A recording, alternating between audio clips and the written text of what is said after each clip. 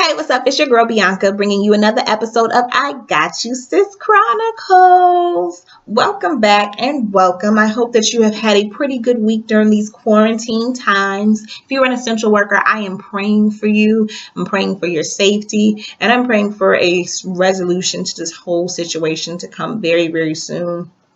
And for us non-essential workers, if we can all do our part by staying home as much as possible, and when we are out, being safe, being mindful so that we can keep our essential workers safe so that they can get back home to their families and back and forth to work as well safely. Last week we talked about self-care, and we talked about the importance of being your own peace and encouraging your partner or whoever you're interested in to be their own peace as well, and being able to really know that the strength comes from within first and then out to others. So this week it's only right that we talk about the art of war, and the art of war is talking about arguments.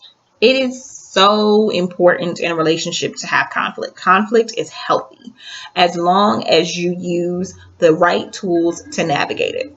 So first we're going to talk about the individual. So we're going to talk about me, and we're going to talk about you. And you're going to look at yourself and really identify the things about yourself that cause you not to be good in arguments. So for myself, I wasn't good at arguing, and it's still a work in progress, to be honest. But I wasn't good at arguing because I wasn't good at controlling my anger. And the smallest things anger me, and I would react to every little thing. And in reacting to every little thing, I was not able to argue. I didn't want to talk about it. I was ready to fight. Like, it was what it was. I was ready. I stayed ready. So, what the old folks say, TTG, trained to go. I was ready. Okay. And so because of that, everything had to be a fight. Everything was a fight. And it wasn't tempered. It wasn't rational. It wasn't looking for a solution. And that is when you're in a relationship, the argument is for the solution. The argument is for the solution. I'm going to say it one more time. When you're in a relationship, the argument is for the solution. It is not to win. The only way you win is if you both come out on the other side with the solution. Okay? If you guys are arguing and it's about control, if it's about winning, then you're doomed from the beginning because you've already lost sight of the purpose of having conflict within a relationship. So remember that he who angers you controls you. Keep that mantra inside of your head. Keep that mantra next to you at your desk. Keep that mantra written on your hand, on your phone, whatever it may be. If you are a hothead like myself, remember that he who angers you controls you. If you want to be in control of yourself, then you must control yourself. You must control your anger. You must control your triggers, and you must control your temperament. In a relationship, it's important to understand your partner and understand how they communicate, understand the things that hurt them, that upset them, that irritate them, their triggers. You have to get that. For myself, I knew that I had a short fuse. Do not like to be antagonized. I do not like that. If we're having a conversation, let's have that conversation. Do not try to belittle me. Do not call me out of my name. Make sure that you take accountability for your side of things. Because if I feel like there is some type of foolishness going on within the situation, I'm going to be less receptive to a conversation. I am going to feel like you're wasting my time and you must be playing with me. That's my take on things. So it's extremely important that on both sides that we're taking some sort of accountability, because many times it's not just one person who messed up. Many times it's both of us. Maybe you did something and then I did something, and then we messed up, and there was a better way that we could have handled the situation. And if we both can acknowledge that, then you know what I'm saying? Like, that's where it's at. The other thing I know for myself is that I do not like apologies. that do not come with change behavior. If you apologize to me for something, I'm listening. I hear you. If I feel that it's sincere, I'm accepting of it. But from that very moment, I'm watching you and I want to see some change behavior. If you come back to me and you apologize for that very thing again, and there's no change behavior, I'm gonna start getting very upset about that. Like it's gonna bother me. The best form of a apology is change behavior, and that is what it is. I'm very much like, look, show improve. Don't be in my face with all these apologies. Show improve. So knowing that about myself, it's extremely important that my partner understands that, and that my partner is able to don't come to me with just apologies. That's not going to work for a person of my nature, because I'm watching, I'm looking, I'm observing the actions behind things. And I believe that people should value apologies a little bit more when they're giving them out. And what I mean by that is, don't apologize for something that you're going to do again. There's no point of apologizing for something that you're going to do again. It's not an apology. You're misunderstanding the meaning of an apology if you think that you can just apologize and then do it again. Apologize and just do it again. It's not, there's no point. So that's something too. It's about the accountability piece of things and really understanding, is this something that I meant to do? Okay, I didn't mean to do this. How am I going to implement changes that are going to prevent me from doing it again? And then going from there. Be effective with it. Don't just use your words, use your actions too. Show, improve. Take a break. If you're arguing with somebody and it's getting to the point where you just don't feel like you can be a better version of yourself anymore, take a break. If you see that person is getting agitated, you know their mannerisms, you know their habits and things of that nature, encourage them to take a break. Hey, go watch a show. I'll go watch a show, whatever it may be, but take a break. We'll come back to this later when we are both more level-headed. The solution can only come if you both understand the problem. So in that time frame, when you're trying to understand the problem, it's important that you listen to the other person. You must listen to understand, not to respond. When you listen to respond, you miss out on things. When you listen to understand, you're hearing what they're saying, you're receiving what they're saying, and you're able to either respond in a way that validates their feelings, and then you talk about what's next and how you guys are going to be able to move forward. Or when you listen to hear, that's when you are in a defensive standpoint and you just talking. You're just talking, and it's a waste of time at that point. Like, we're not getting anywhere, so let's just come back to this. Okay. You can't tell your partner how to feel. You absolutely positively cannot tell someone how to feel. If you do something to me and it hurts my feelings, and when you did it, that was not the response you were expecting. Maybe you were expecting it to be funny. Maybe you weren't expecting a response at all.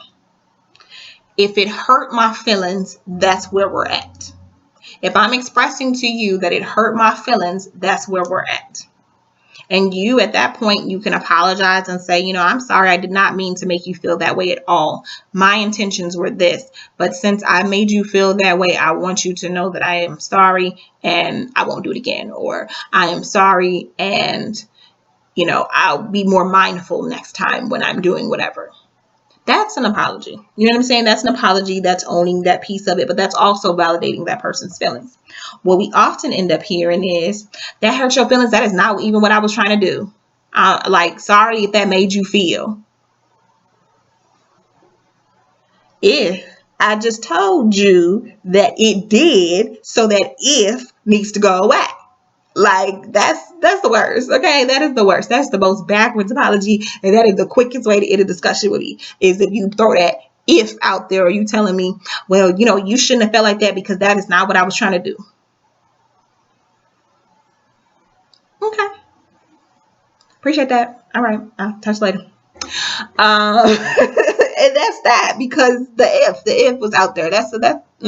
No, you cannot take it personal when you've made someone feel a certain way, unless you are taking it personal that you want to fix it.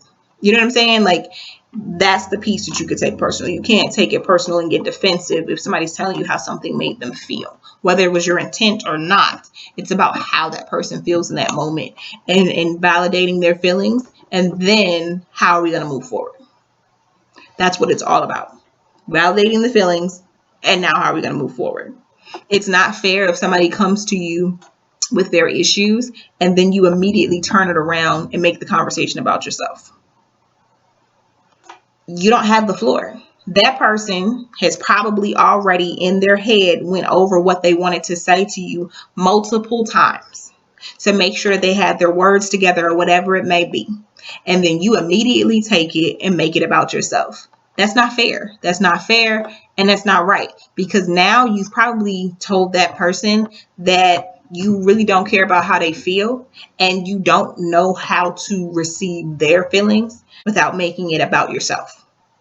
And when you make things about yourself, and that's not validating that person's feelings, that's not taking accountability, and that's not a good partner. You have to let them have the floor. They started the conversation. That's their moment. Let them have the floor.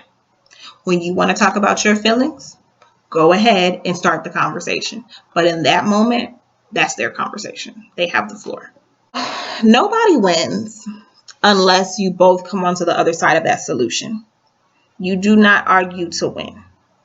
You do not argue to win. And I'm going to tell you right now, if you are always the person that gets your way in those conversations, in those arguments, because maybe you're louder than that person, you're more dominant, you're more aggressive, whatever it may be, there's going to be a level of resentment that is developed. There is going to be a level of resentment that is developed by the less dominant partner.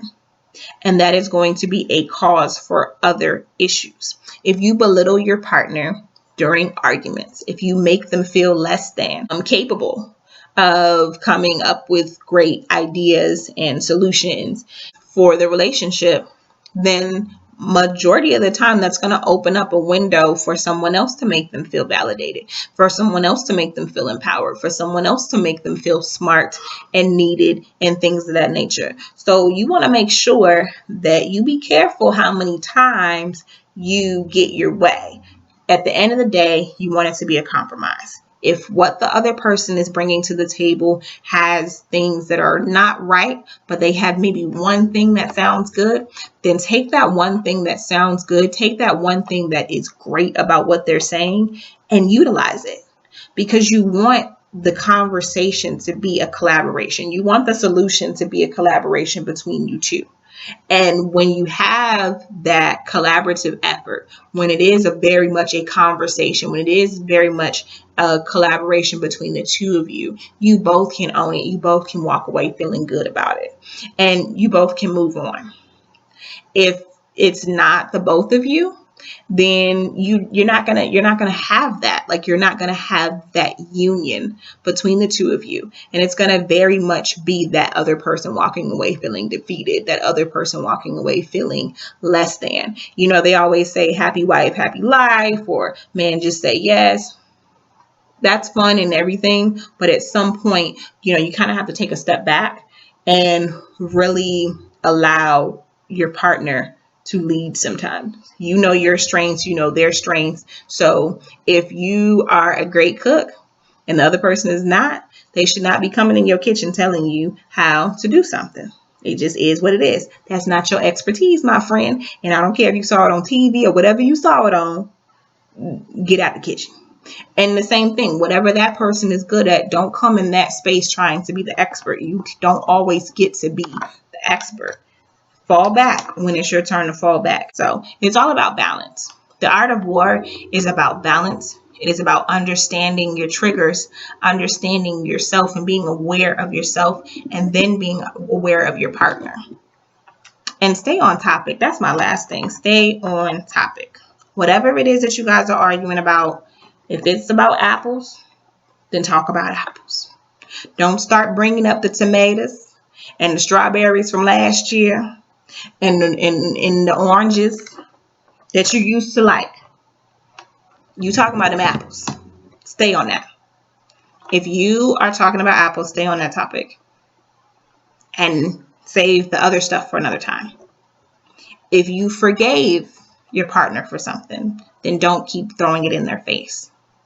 You cannot continue to throw something in someone's face if you said that you forgave them for it. If you forgave them for it, then that's it. That's the end of that. And you have to walk away. You have to let that go and move on, because it's not fair.